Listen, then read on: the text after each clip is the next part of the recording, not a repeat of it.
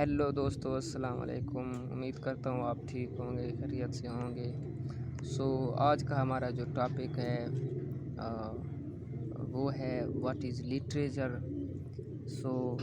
मैं आपको यहाँ पर लिटरेरी टर्म्स के बारे में बताऊँगा। शुरुआत से ए से लेकर जेड तक हम जाएंगे इंशाल्लाह। हमारा जो पहला टॉपिक होगा व्हाट इज़ लिटरेचर के पहले लिटरेचर क्या चीज़ है और फिगर ऑफ स्पीच क्यों यूज़ होती हैं, इनके बारे में मैं तुम्हें बताऊंगा थोड़ा सा। तो व्हाट इज़ लिटरेचर? लिटरेचर क्या है? Literature is a depiction of life through language by using the faculty of imagination. तो जो लिटरेचर है ये एक मंजर कशी है ज़िंदगी की लैंग्वेज के थ्रू, और यूज़ करते हुए क्या चीज़, ये सलाहियत जो इमेजिनेशन तख्लीक की तख़य्युल की जो इमेजिनेशन सलाहियत है इमेजिनेशन की, इसको यूज़ करते हुए एक मंजर कशी करना लाइफ की, इसको कहते हैं लिटरेचर। और फिगर ऑफ स्पीच क्यों यूज़ होती हैं इसके भी मैं थोड़ा सा आपको बता दूं कि figure of speech are used in work of literature. It is a figurative language used by writers to decorate their works. तो जो राइटर्स होते हैं ये इसलिए यूज़ करते हैं अपने वर्क्स को डेकोरेट करने के लिए, उसको खूबसूरत बनाने के लिए, ठीक है, अपनी राइटिंग है उसको चार्मफुल बनाने के लिए, ठीक है। तो हमारी पहली लिटरेरी टर्म्स होगी एलिगरी। एलिगरी किसे कहते हैं? इसे वैसे तो मिसालिया या मजाजिया कहते हैं उर्दू में, और इंग्लिश में इसकी क्या डेफिनेशन है कि under surface meaning is called allegory, a story describe one thing under the image of another.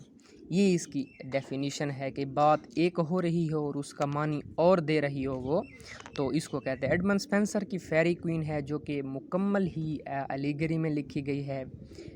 इसको एपिक भी कहा जाता है फेरी क्वीन को, कि ये एपिक के है क्योंकि इतनी लंबी लिखी गई है, तो इसको एपिक भी कहा जाता है। उसके बाद हमारे पास है एलिट्रेशन, ये एक रिटोरिकल टर्म है। तो एलिट्रेशन की डेफिनेशन ये है, वैसे तो बहुत आसान सी डेफिनेशंस हैं, लेकिन ये जो डेफिनेशन है ये भी बहुत आसान है जो मैं बता रहा हूँ आपको। A sequence of repeated consonantal sound in a stretch of language is called alliteration. वो कहते हैं कि मतलब कि ऐसे कॉन्सोनेंट्स का रिपीट होना जिसमें आपकी ज़बान का फैलाव हो, तो इसको क्या कहा जाता है? एलिट्रेशन कहा जाता है। मिसाल के तौर पर एक लाइन है कीट्स की, ओड टू ऑटम की फर्स्ट लाइन है कि सीज़न ऑफ मिस्ट्स मेलो एंड फ्रूटफुलनेस। तो इसमें जो सीज़न ऑफ मिस्ट्स एम है एंड एम फिर है, और फ्रूट के बाद एफ़ है फ्रूट, और फिर उसमें एफ़ है तो फ्रूटफुलनेस। तो ये सारी जो साउंड्स हैं ये एलिट्रेशन की साउंड्स हैं। मिसाल के तौर पर इसमें कॉन्सोनेंट्स का बार बार यूज़ आया है, तो इसलिए इसको कहा जाता है एलिट्रेशन।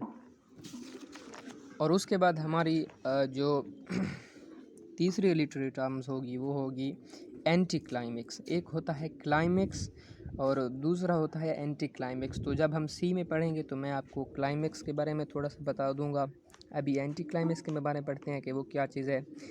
तो अकॉर्डिंग टू डॉक्टर जॉनसन वो कहते हैं कि a sentence in which the last part expresses something lower than the first, ठीक है ना। एक ऐसा सेंटेंस जिसमें जो लास्ट पार्ट उसका हो ना, वो कुछ कम बयान करे, कुछ कम जाहिर करे पहले फ़िक्रे से, तो ऐसे जो फ़िक्रे होते हैं उनको एंटी क्लाइमेक्स कहते हैं। मिसाल के तौर पर पहले हमारा क्या होता है? स्टार्ट पॉइंट होता है, ठीक है, उसके बाद हमारा राइजिंग एक्शन होता है, उसके बाद क्लाइमेक्स होता है, क्लाइमेक्स के बाद हमारा एंटी क्लाइमेक्स होता है जिसे हम फॉलिंग एक्शन भी कहते हैं, और उसके बाद हमारा रेजोल्यूशन होता है, इस तरह से। तो उसके बाद हमारी चौथी जो 4 नंबर पे लिटरेरी टर्म्स है वो है एंटी फ्रेजेस।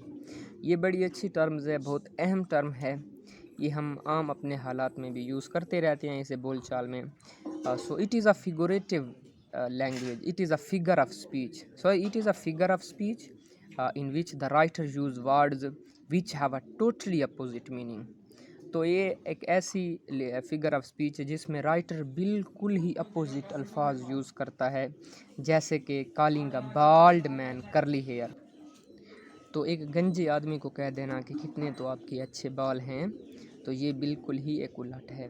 तो उसके बाद हमारी एक टर्म है एपोरिया, ये एक रिटोरिकल टर्म है। It is a rhetorical term in which there is a pondering of difficult question in the mind of the character. एक ये फेमस इंस्टेंस है हैमलेट्स के। तो ये एक फेमस इंस्टेंस है हैमलेट्स की सोलिलोक्वी के, टू बी और नॉट टू बी, कि मुझे अब ज़िंदा रहना चाहिए या नहीं। ये एक ज़बरदस्त एग्जांपल है अपोरिया की कि हैमलेट के माइंड में बार बार एक ही बात दोहराई जा रही है आ रही है कि मैं अब मरूं या जीऊँ।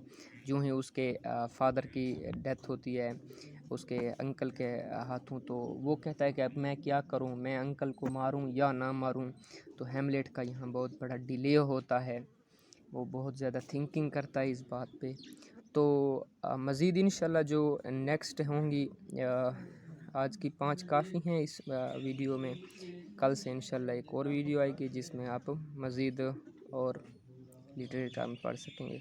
So thank you so much.